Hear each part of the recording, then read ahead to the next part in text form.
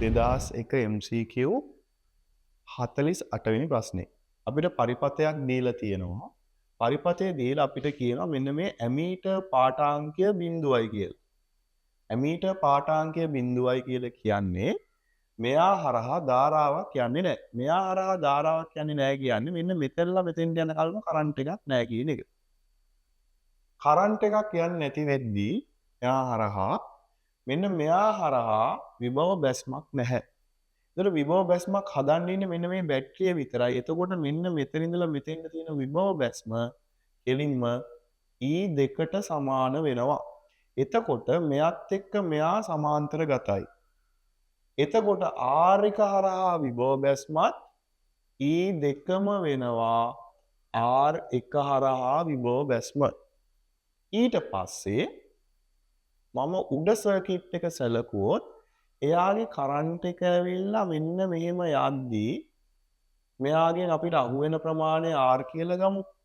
මෙන්න මේ R1යි Rයි ශ්‍රේණිගතයි.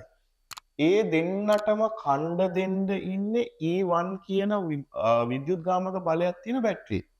මොකද මේ බැටරිය වලට අභ්‍යන්තර ප්‍රතිරෝධ නැති හින්දා. එතකොට E1 කියන එකෙන් අපිට හම්බෙන්නේ R1 ධන R කියන එක.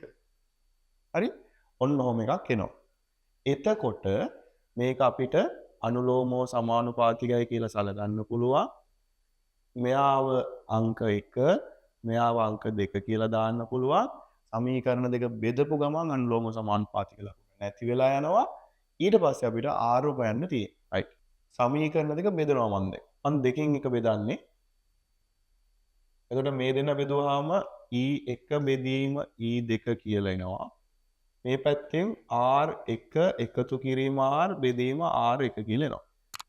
දැන් මේවා ගණිතයේ තුල්‍ය භාග.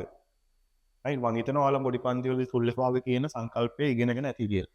තුල්‍ය භාග වලදී මට R උක්ත කරන්න තියෙනවා. R උක්ත කරන්න මම කරන්නේ මේ R1 අයින් කරා නම් මේ වැඩේ හරියනවා. එතකොට මට R1 අයින් කරන්න පුළුවන්. මෙන්න මේ තියෙන ලවයෙන් මෙන්න මේ හරය අඩු කරනවා. එතකොට R1 එකතු කිරීම R මෙයාව අඩු කරා.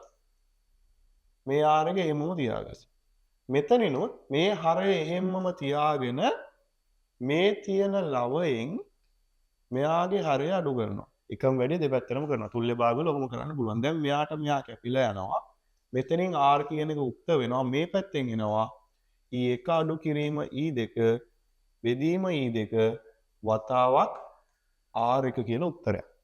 තුල්‍ය භාග වල මෙහෙම වැඩ කරන්න පුළුවන්. right මම හිතනවා ඔයාලා දන්නවා කියලා. right එතකොට නැත්තම් මේක උක්ත කරන්න තියෙන මේ සමීකරණයක් R උක්ත කරන්න. එතකොට ඔයාලට එන්නේ මෙන්න මේ උත්තරය. එතකොට ඔයාලට එන්නේ 5 වෙනි උත්තරේ.